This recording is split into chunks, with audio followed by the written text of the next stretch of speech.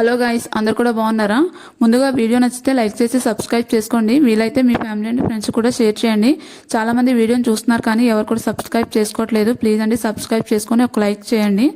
ఇప్పుడైతే వీడియోలోకి వెళ్దాం. వీడియోలో మా మంచినీళ్ళు ఊటని చూపిస్తాను. మా ట్రైబల్ ఏరియాలో మెయిన్ అందరం కూడా ఫేస్ చేసిన ప్రాబ్లమ్స్లో వాటర్ అనేది ఫస్ట్ ఉంటుందన్నమాట.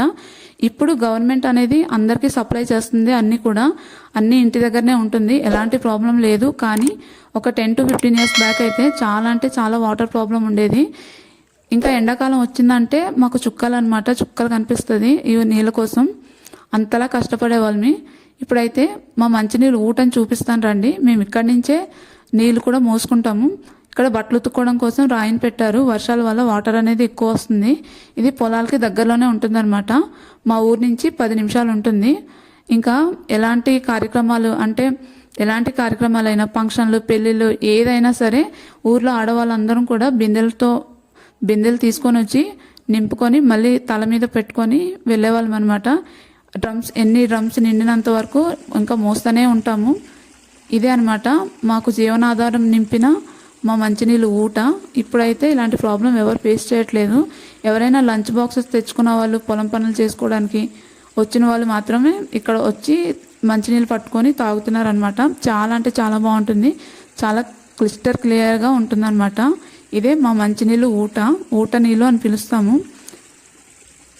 మీరు ఏమని పిలుస్తారో కామెంట్ చేయండి. అప్పుడైతే ఇలాంటి గొట్టాలు కూడా ఉండేది కాదు మా ట్రైబల్ ఏరియాలో.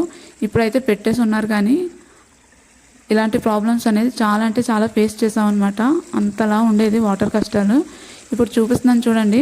ఒక ఆకుని తీసుకున్నాను.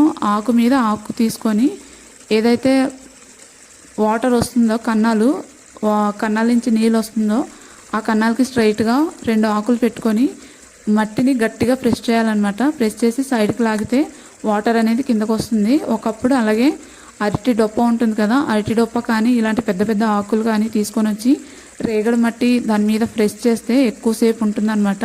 అప్పుడు వాటర్ అనేది క్లీన్గా వస్తుంది. ఈ బురద నీళ్ళు అనేది కిందకు వచ్చేసిన తర్వాత నెక్స్ట్ ఆ నీళ్ళు వచ్చినంతలోపు, అదే మంచినీళ్ళు వచ్చినంతలోపు తీసుకొచ్చిన గిన్నెలు, బిందెలు అన్నీ కూడా తోమేసుకుంటాము. ఎందుకంటే ఎక్కువ మంది వస్తే పట్టుకోవడానికి అవ్వదు. ఒక తర్వాత ఒకరు ఇలాగే టైం వేస్ట్ అయ్యేది. కానీ తప్పదు, అలాగే మోసుకుంటూ వెళ్ళేవాళ్ళం అనమాట. చూడండి ఎంత క్లీన్గా వస్తుందో. ఎంత పెద్ద కన్నాలు ఉందో తెలియదు కానీ చాలా ఇయర్స్ నుంచి ఇక్కడి నుంచే మోసుకునే వాళ్ళంట. మా పేరెంట్స్, ఫాదర్స్ ఉంటారు కదా, వాళ్ళందరి దగ్గర నుంచి మేము కూడా మోసాము నీళ్ళు. చూసారా ఎంత పెద్ద కన్నాలు ఉందో. క్లీన్గా వస్తుంది నీళ్ళు. చాలా అంటే చాలా బాగుంటుంది. ఎలాంటి కూలింగ్ వాటర్ అవసరం లేదనమాట. కానీ సమ్మర్లో మాత్రం వాటర్ అంటే చుక్కలు ఉండేది. అప్పుడు వాటర్ ప్రాబ్లం చుక్కలు కనిపించేది.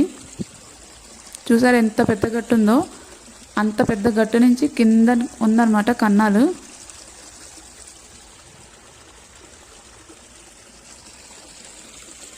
ఇప్పుడు వాటర్ అనేది చాలా క్లీన్గా వస్తుంది చూడండి. ఆకు నుంచి పెద్ద పెద్ద ఆకులు లేదంటే అరటి లోపలు తీసుకొని వచ్చి మోసుకునే వాళ్ళని. ఈ నీళ్ళ కోసం 4 గంటలకి 5 గంటలకి వచ్చేస్తామన్నమాట. ఇంకా సమ్మర్లో చెప్పాను కదా, పక్క ఊరు కూడా వెళ్తాము. ఇక్కడ ఒకవేళ నీళ్ళు లేదు అంటే ఉదయం రావాలి, సాయంత్రం రావాలి, మధ్యాహ్నం రావాలన్నమాట. ఇలా డైలీ రొటీన్ మాకు నీళ్ళ కోసం వస్తూనే ఉంటాము. ఇలాగే 2-3 బిందెలు అన్నీ కూడా నింపుకొని ఒకేసారి తల మీద పెట్టుకొని మోసుకుంటూ వెళ్తాం అనమాట. ఇది మా ట్రైబల్ ఏరియాలో వాటర్ కష్టాలు.